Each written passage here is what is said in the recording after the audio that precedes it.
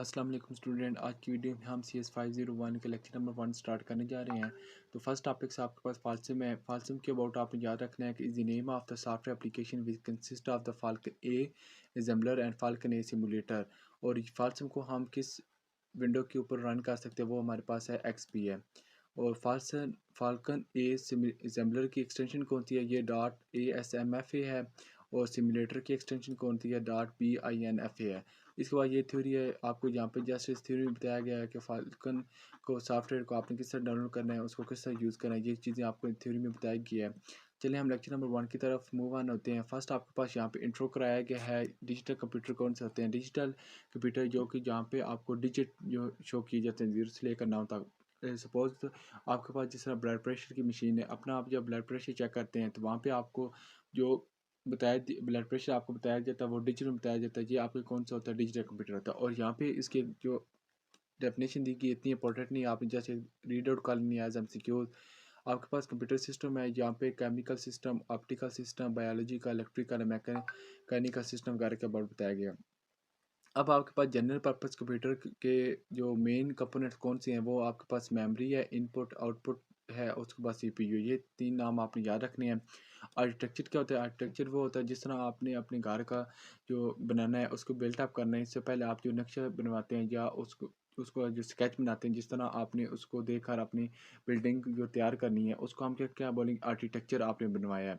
बिल्कुल same as it is यहाँ पे एग्जांपल आपको बताएगी। कुछ भी आपने काम करना है, चाहे आपने बिल्डिंग बनानी है, चाहे कुछ भी करना है, उससे पहले आप एक आर्किटेक्चर या नक्शा बनवा लेते हैं, उसको हम क्या बोलते हैं? आर्किटेक्चर बोलते हैं। और आर्किटेक्चर को आप उर्दू में इसको नक्शा भी कह सकते हैं, या इस तरह ये चीज़ें से आप इसको नॉमिनेट या अजाइन करवा सकते हैं।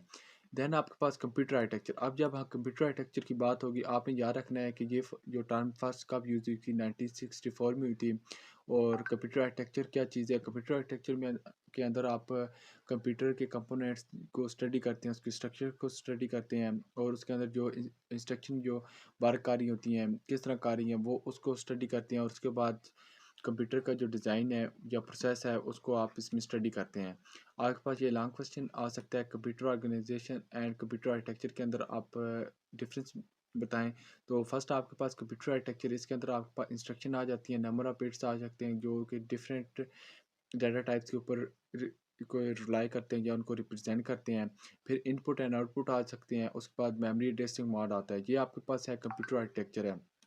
ये आप कंप्यूटर ऑर्गेनाइजेशन की पॉइंट्स आते हैं, ये 3 हैं। आपने याद रखना है कि कंट्रोल सिग्नल्स हैं, computer and it's peripheral devices. Peripheral devices कौन सी? जिस तरह प्रिंटर है, माउस है, कीबोर्ड है, स्कैनर है, ये जो चीज़ें ये आपके पास पेरिफेरल डिवाइसेस हैं। उसके बाद मेमोरी टेक्नोलॉजी, ये चीज़ें आपने नाम याद रखने हैं। डिज़ाइन, डिज़ाइन ये है कि जो कि आपकी नीड्स या को या जो प्रोसेस होता है आप करते हैं, वो क्या कहते हैं कि आपकी जो नीड या डिज़ायर को फुलफ़िल करे, आप उसको डिज़ाइन कहते हैं। डिज़ाइन का ये है कि जिस तरह आपका स्केच होता है, जिस तरह आपके पास स्केच है उसको आपने जिस तरह तैयार करना है वो आपका डिज़ाइन कहलाएगा। इसके बाद कंप्यूटर आर्किटेक्चर की आपको एक एग्जांपल दी गई है। मैं आपको फ़र्स्ट ऑफ़ ऑल पहले ये एग्जांपल बता देता हूँ। आप जिस तरह फ़ैमिलियर हैं कि इस दुनिया के अंदर बहुत सारे लोग हैं जो कि कार को ड्राइव करते हैं। उनको उस कार के अबाउट उनको पता होता है कि उसका बिहेवियर किस तरह है, उसके फंक्शन हमने किस तरह यूज़ करने हैं, ये तमाम जो चीज़ें होती हैं उनको पता होता है। लेकिन अब हम जब कंप्यूटर की बात कर रहे हैं, कंप्यूटर के अंदर जब कंप्यूटर डिज़ाइन किया जाता है, ये बहुत ही रेयर जो पर्सन होते हैं वो करते हैं, जो कि एक्सपर्ट होते हैं। तो यहाँ पे डेफिनेशन क्या है कि there are only very few experts in the world who can design computer. कि यहाँ पे बहुत ही कम एक्सपर्ट्स हैं जो कि इस कंप्यूटर को डिज़ाइन करते हैं। लेकिन जो कार है उसको हर कोई ड्राइव कर रहा है इस दुनिया के अंदर, उनको सबको पता है कि किस तरह ऑपरेट हो रही है, उसका बिहेवियर क्या है, उसके अबाउट फंक्शन के ये फेमिलियर हैं। लेकिन जब कंप्यूटर डिज़ाइन की बात आ गई तो यहाँ पे बहुत ही रेयर एक्सपर्ट हैं जो कि इसको डिज़ाइन करते हैं। देन एक डिजिटल डिज़ाइन है, इसमें आपने याद रखना है PMS stand for process memory switch level है। इंस्ट्रक्शन सेट है, ये next level is instruction set level है। और रजिस्टर ट्रांसफ़र लेवल के अंदर आपने याद रखना है ISA stand for instruction set architecture है। और ये हार्डवेयर स्ट्रक्चर जो है ये विजिबल है एट दिस लेवल। विजिबल वो होता है कि जो आप देख सकते हैं। और रजिस्टर ट्रांसफ़र लेवल के आपके पास कौन से एलिमेंट्स है बेसिक, आपके पास ये हैं multiplexer, decoder, buses and buffer. Short question आपसे पूछ सकते हैं। लॉजिकल डिज़ाइन लेवल है। लॉजिकल डिज़ाइन लेवल के अंदर आप इसमें जो and gate, not gate, or gate, NAND gate and flip flops को डिज़ाइन करते हैं, इसमें स्टडी करते हैं, वो आपके पास लॉजिकल डिज़ाइन लेवल के आते हैं। सर्किट लेवल की बात आती है तो इसमें हमारे पास register, transistor, capacitor and diodes होते हैं। मास्क लेवल है तो सबसे जो लोवेस्ट लेवल होता है वो हमारे पास मास्क लेवल का आता है। ये चीज़ें आप स्किप कर देनी है। इसके बाद यूज़र व्यू। यूज़र व्यू वो होता है कि जिस तरह अभी मेरे पास ये माइक्रोसॉफ्ट ओपन है। अब मुझे पता है कि मैं ड्रा का ऑप्शन को क्लिक करूँगा तो यहाँ से एक पेंसिल आएगी, उसके थ्रू मैं कोई भी चीज़ को डिज़ाइन कर सकता हूँ। फिर ये इरेज़र की बात आ गई, इससे मुझे पता है कि इसको मैं इरेज़ करना चाहता हूँ, किसी चीज़ को कर सकता हूँ। फिर टेक्स्ट की बात आ गई, मुझे पता है कि इस टेक्स्ट को एडिट करने से मैं कुछ चीज़ें लिख सकता हूँ। तो ये यूज़र है। इट मीन अब मुझे इसके कोई कंसर्न नहीं है कि ये जो फंक्शन है इसके बैक पे कौन सी जो है प्रोग्रामिंग यूज़ हुई है, कौन सा टूल है, क्या प्रोग्रामिंग इसमें यूज़ की गई है, किस तरह इसको इम्प्लीमेंट किया गया, सॉफ्टवेयर किस तरह बनाया, इससे मुझे कोई कंसर्न है। मुझे जस्ट पता है कि ये सॉफ्टवेयर मैंने डाउनलोड किया है और इसको मैं फेमिलियर हूँ, इसके फंक्शन को किस तरह यूज़ करना है, just it's in A for me. ठीक है, ये चीज़ मेरे पास यूज़र व्यू है। अब प्रोग्रामिंग व्यू है, प्रोग्रामिंग व्यू के लिए प्रोग्रामर को प्रोग्रामिंग जो है, अब ये जो सॉफ्टवेयर है, अब जो जिस प्रोग्रामर ने बनाया है उसको पता है कि साहब का उसने कौन सा टूल यूज़ किया है, उसने कौन कौन सी कोडिंग यूज़ की है, किस तरह उसको मेंटेन किया है, किस तरह उसने इस सॉफ्टवेयर को बनाया है, ये चीज़ें किसकी हैं, ये किसका हेडेक है, ये इस प्रोग्रामर का है। लेकिन अब मेरा जो है इसका कोई कंसर्न नहीं है या मेरा कोई हेडेक नहीं है कि उसको उसने किस तरह कोडिंग की है, किस तरह टूल उसने यूज़ किए हैं, क्या क्या चीज़ें उसने की हैं। मुझे जैसे इससे कंसर्न है कि मैंने अपना काम निकाल लिया है, इस सॉफ्टवेयर को यूज़ किया है, बस इट्स इन फॉर मी। इसके बाद मशीन लैंग्वेज है। मशीन लैंग्वेज वो होती है जो कि 0 एंड 1 की फॉर्म में होती है, जो कि कंप्यूटर उसको अंडरस्टैंड कर सके। इंस्ट्रक्शन सेट मैंने आपको बता दिया है। इंस्ट्रक्शन सेट के अंदर ये ऐसी जो collection of all possible machine language command that computer can understand, ये एक ऐसी इंस्ट्रक्शन है, एक मशीन लैंग्वेज है, कमांड्स होती हैं जो कि कंप्यूटर के नियरेस्ट होती हैं, जो कंप्यूटर उसको अंडरस्टैंड कर सकता है। वो कौन सी होती हैं? वो 0 एंड 1 की फॉर्म में होती हैं। और every processor has its own unique instruction होता है। ये एमसीक्यूज़ के लिए ऐसे इंपॉर्टेंट लाइन। देन आपके पास 3 वे आ जाते हैं इंस्ट्रक्शन सेट कंप्यूटर के, बाय फंक्शन कैटेगरी है, बाय अल्फ़ाबेटिक या निमोनिक्स है। निमोनिक जिस तरह आपके इंग्लिश वर्ड हो जाते हैं उसको कहते हैं। सेंडिंग ऑर्डर है, ये चीज़ें आप याद रखें। असेंबलर, असेंबलर ये एक सॉफ्टवेयर है जो कि असेंबली लैंग्वेज को मशीन लैंग्वेज में कन्वर्ट करता है। ये असेंबलर का काम होता है। निमोनिक्स आपको मैंने बता दिया है कि ये की वर्ड्स होते हैं जिस तरह इंग्लिश वगैरह के इसको बोलते हैं। उसके बाद असेंबली लैंग्वेज के जो हम यूज़र कौन से हैं? मशीन मशीन डिज़ाइनर होता है, कंपाइलर राइटर होता है। कंपाइलर का काम होता है कि हमारे पास जो कोड होता है high level language, high level language वो कोड होती है। हाई लेवल लैंग्वेज की मैं आपको डेफिनेशन बता देता हूँ। A language that is nearest to human and far from computer is called high level language. Machine language a language that is nearest to computer and far from human. High level language वो language जो इंसान के नज़दीक होती है। जैसे English है, ये हमें समझ आ जाती है, लेकिन ये कंप्यूटर को समझ नहीं आती, तो ये इससे दूर है। मशीन लैंग्वेज लैंग्वेज जो कि कंप्यूटर अंडरस्टैंड कर सकता है, जिसको हम नहीं अंडरस्टैंड कर सकते, वो मशीन लैंग्वेज है। कंपाइलर क्या करता है? जो चीज़ हम लिखते हैं या प्रोग्राम अपने लिखते हैं, फिर कंपाइलर उसको कन्वर्ट करता है मशीन लैंग्वेज में, इससे एबल बनाता है कि कंप्यूटर उसको अंडरस्टैंड कर सके, इसको हम बोलते हैं। आपके पास अब असेंबली लैंग्वेज प्रोग्रामर के कौन से टूल हैं इंपॉर्टेंट हैं? असेंबलर है, लिंकर। असेंबलर का मैंने आपको बता दिया है, असेंबली लैंग्वेज कन्वर्ट करता है मशीन लैंग्वेज में। लिंकर, अब मैंने जो प्रोग्राम बनाए छोटे छोटे पीसेज में 5-6 बना दिए हैं, अब उनको मैंने आपस में सबको लिंक करवाना है, तो किसके थ्रू करूँगा? लिंकर के। डिबगर या मोनीटर दोनों एक ही चीज़ है। डिबगर जो है, जो हम लेंथी प्रोग्राम बनाते हैं उसके अंदर बग्स वगैरह बहुत ज़्यादा आ जाते हैं। कुछ कोटेशन की भी मिस्टेक है, कुछ स्पेस की, कुछ ब्रैकेट्स की, कुछ ब्रेसेस की, कुछ कैपिटल या लेटर की, इस तरह की जो मिस्टेक्स आ जाती हैं वेरिएबल की, डाटा टाइप्स की, तो ये हमारे पास कौन सी क्या कहलाती है? डिबगर्स कहलाते हैं। और debugger is also called a monitor, या monitor is also called a debugger. As am most important topics है ये आपका। डेवलपमेंट सिस्टम के अंदर जमलर आ जाता है, linker, loader, debugger, compiler, emulator, hardware, उसके बाद लॉजिक एनालाइजर आ जाता है।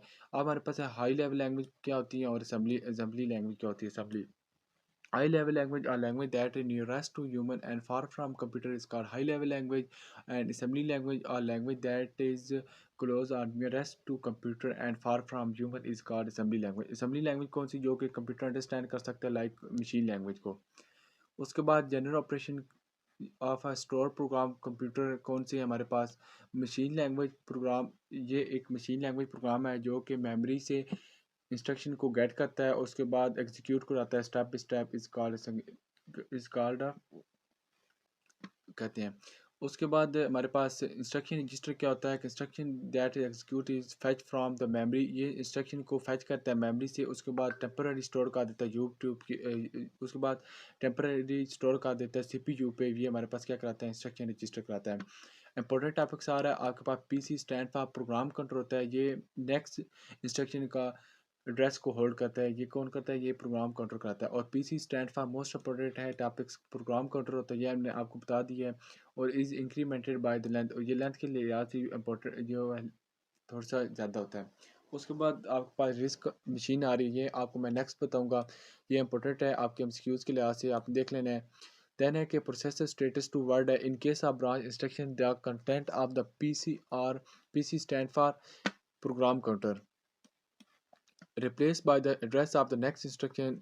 ये क्या करता है कि इसका काम है कि जो हमारे पास एड्रेस होता है नेक्स्ट इंस्ट्रक्शन का, उसको रिप्लेस कर देता है। किससे करता है, contain in the present branch instruction, जो आपके पास मौजूदा इंस्ट्रक्शन पड़ी होती है उसको रिप्लेस कर देता है न्यू इंस्ट्रक्शन के साथ। और then and the current status of the process store register, फिर उसके बाद करंट स्टेटस के अंदर जाकर वो उसको रजिस्टर के अंदर प्रोसेस कर को स्टोर कर देता है। ये आपके पास प्रोसेसर स्टेटस वर्ड कराता है। और इसका अनदर नेम कौन सा है, PSW है। और इसे एग्जांपल कौन सा included interrupt and enable flag है। फैच एंड एग्जीक्यूट, फैच का मतलब होता है कि हमारे पास जो इंस्ट्रक्शन हम गेट करते हैं उसको फैच कहेंगे, एग्जीक्यूट को मैं जब हम उसको एग्जीक्यूशन कराएंगे वो हमारे पास एग्जीक्यूट कराएगी। आई ऐसे इंपॉर्टेंट एमसीक्यूज़ के लिहाज से इंस्ट्रक्शन सेट आर्किटेक्चर, ये जस्ट आप देख लेना, बाकी आप थोड़ी स्किप कर देनी है। लॉजिक डिज़ाइनर व्यू है, जिस तरह मैंने आपको प्रीवियस बता दिया, जिसमें हम and gate, not gate and flip flop वगैरह को डिज़ाइन करते हैं, ये आपके पास खिलाता है। इसके बाद इसके टूल कौन से इंपॉर्टेंट हैं, कैड टूल है, लॉजिक एनालाइजर है, हार्डवेयर है, इस तरह ये आप याद रखने हैं। उसके बाद इम्प्लीमेंटेशन डोमेन के कंसेप्ट कौन से इंपॉर्टेंट है, VLSI है, TTL है। ये आपने इन सब के PLA, फ्लूइड लॉजिक या ऑप्टिकल स्विच, ये इनके नाम आपने याद रख लेने हैं, इंपॉर्टेंट है। आपके पास नेक्स्ट आ जाता है, नेक्स्ट हम देखते हैं जो इम्पोर्टेंट। अच्छा, अब हमारे पास लेक्चर नंबर 2 स्टार्ट हो रहा है, इंस्ट्रक्शन सेट आर्किटेक्चर है। इसके में हमारे पास क्लासेस ऑफ इंस्ट्रक्शन आर्किटेक्चर है। फर्स्ट ऑफ ऑल अकोमोडेटर क्या होता है, इसको मैं अपनी वर्डिंग में जो डेफिनेशन लिखी है आपको समझाने की वो बता देता हूँ। सेंट्रल रजिस्टर और mathematically and logical operation perform. Accommodator वो होता है जिसके अंदर हम तमाम मैथमेटिकली एंड लॉजिकली ऑपरेशन को परफॉर्म कर सकते हैं, वो हमारे पास अकोमोडेटर का आता है। ये आपने CS401 में पढ़ चुके हैं। अकोमोडेटर बेस्ड मशीन क्या है, accumulator based machine are use special register, ये कि किस स्पेशल रजिस्टर को यूज़ करता है जिसको हम अकोमोडेटर कहते हैं, जो कि होल्ड करता है हमारे ओपीरेंट को। एंड जो हमारे ओपीरेंट को होल्ड करता है और उसका जो रिजल्ट होता है,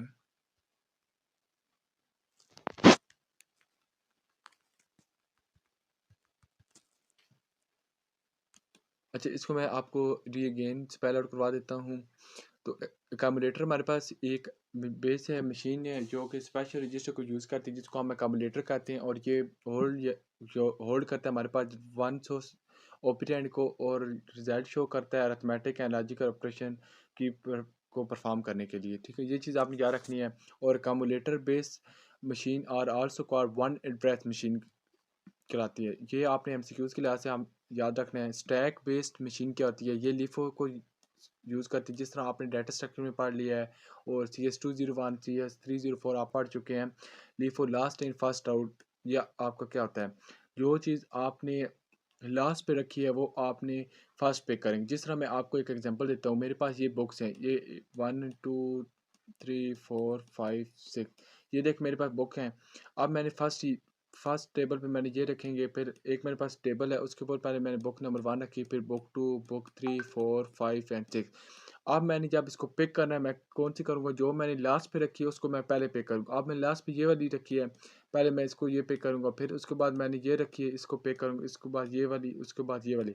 मेन के लास्ट इन फर्स्ट, जो चीज़ लास्ट पे आएगी उसको हमने पहले आउट करना है, वो हमारे पास लीफ कराती है।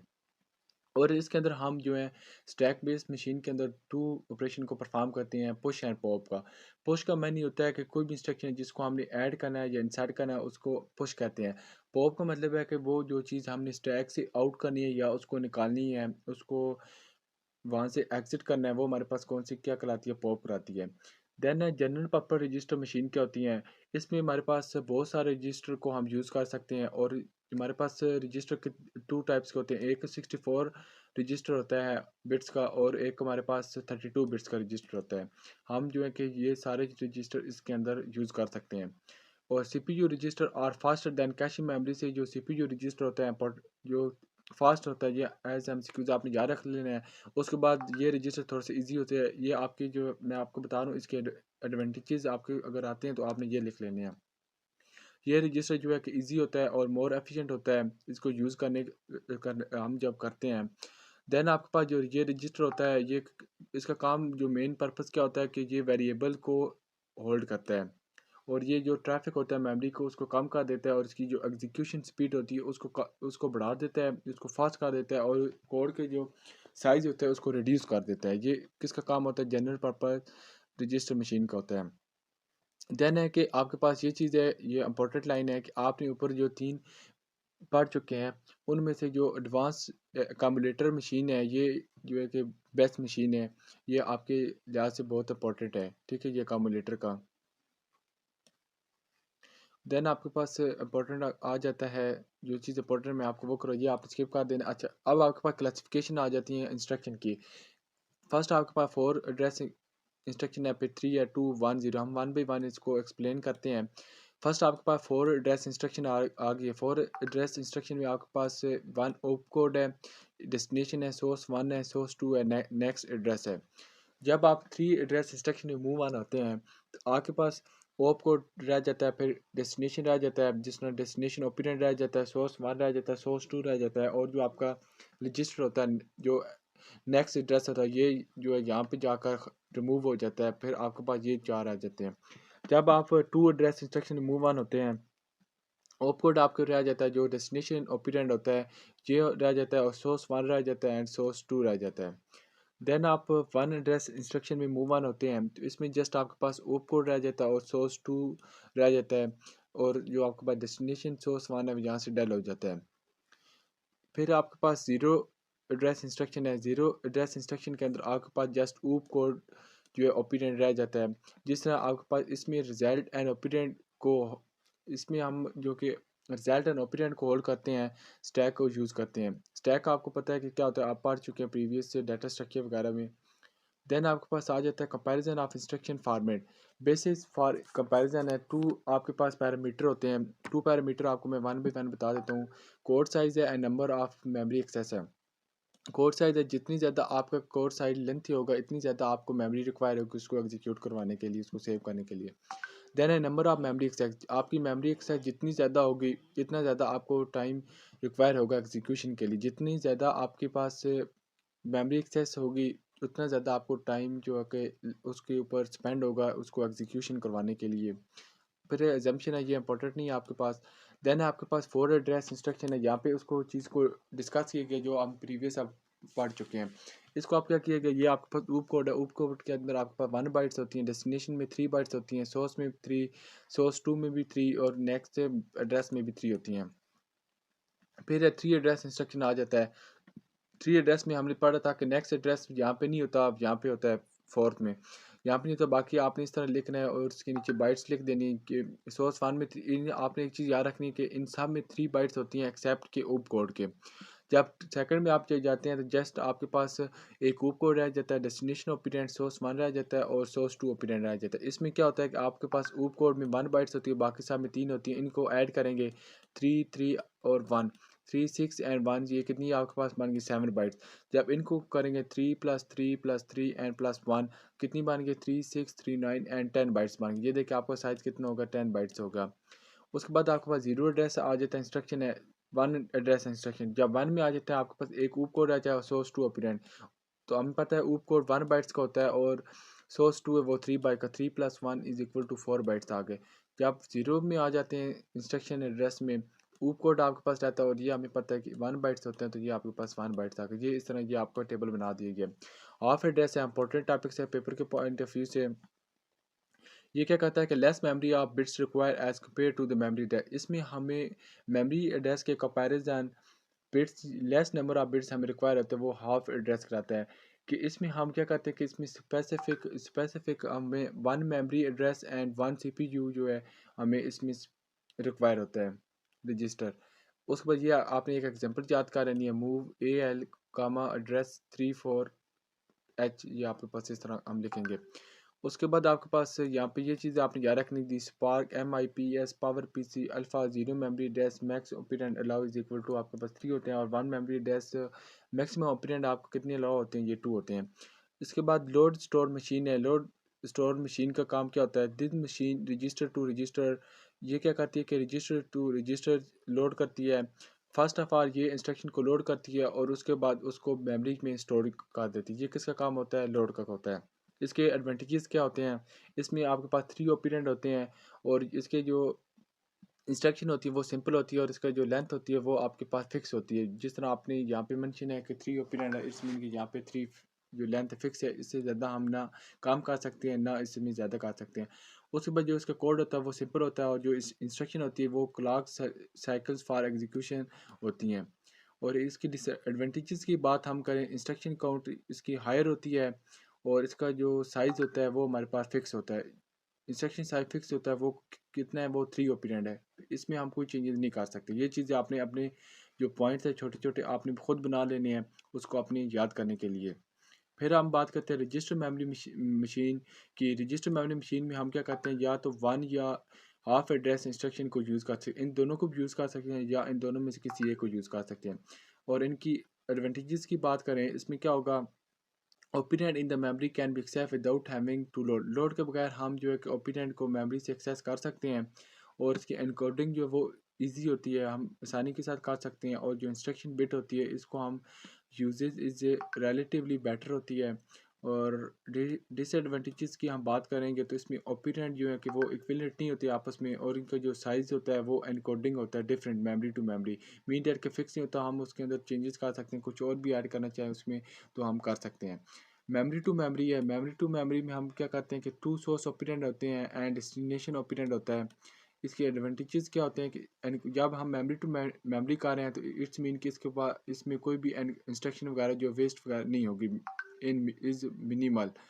देन आपके पास मेमोरी जो है वो डायरेक्टली हम कर सकते हैं, as as operand are fetch from and store in the memory directly. हम डायरेक्टली क्योंकि मेमोरी टू मेमोरी हम कर रहे हैं इंस्ट्रक्शन, इट्स मीन के हम मशीन में जो कि ईज़िली जो है इंस्ट्रक्शन को फैच कर सकते हैं डायरेक्टली।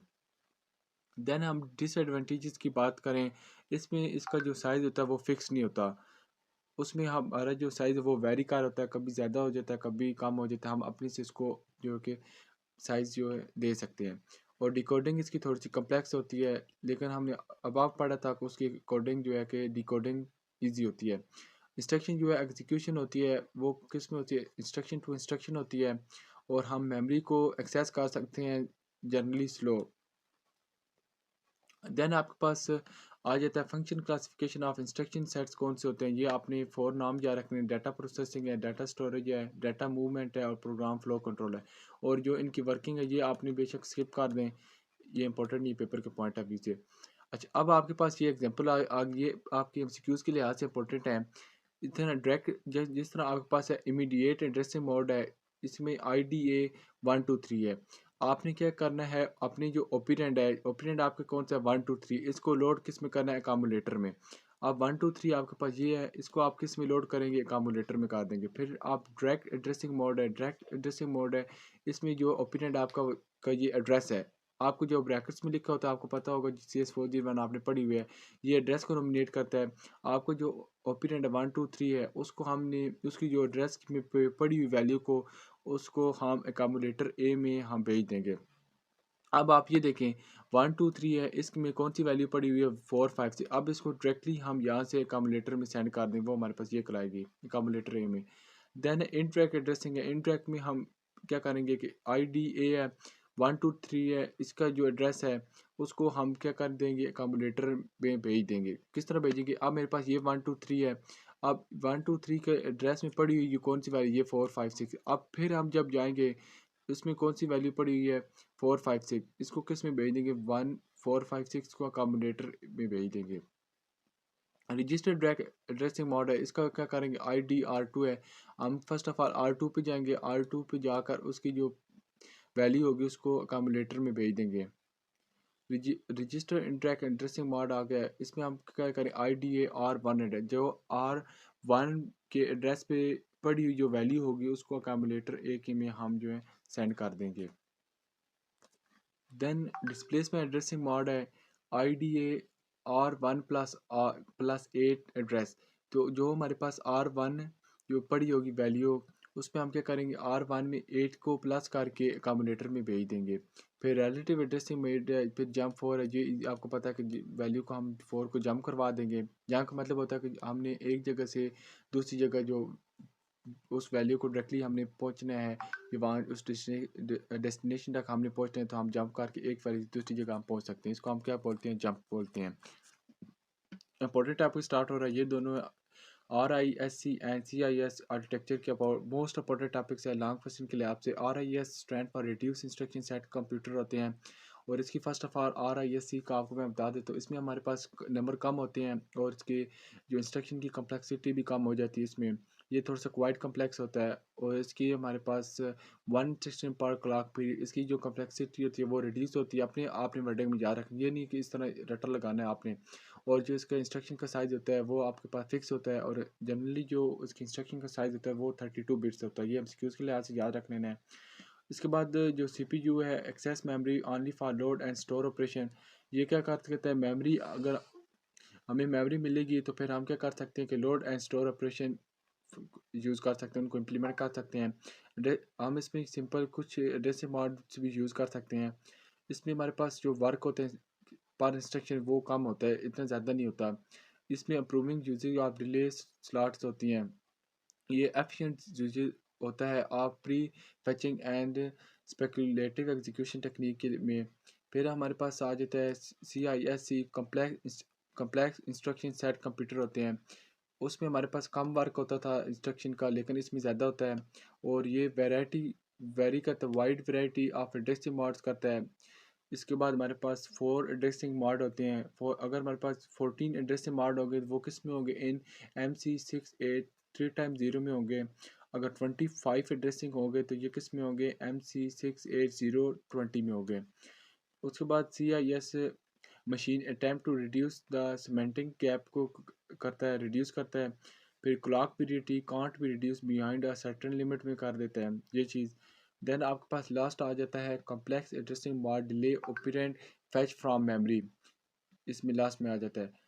इसके बाद ये इंपॉर्टेंट है आपके पास difficult to make efficient use of speed up technique, तो पाइपलाइनिंग है, प्री फैचिंग है, सुपर स्केलर ऑपरेशन है एंड स्पेकुलेटिव एग्जीक्यूशन है। देन लेक्चर नंबर 3 इंशाल्लाह हम नेक्स्ट वीडियो में करेंगे। तो 2 लेक्चर मैंने आपको कंप्लीट करवा दिया। अब आपने मस्त फीडबैक देना है कि आपको वीडियो कैसी लगी। अगर आपको वीडियो पसंद आए तो वीडियो को लाजमी लाइक और शेयर कीजिएगा एंड अपने फ्रेंड के साथ भी शेयर कीजिए। Thank you so much for watching my video.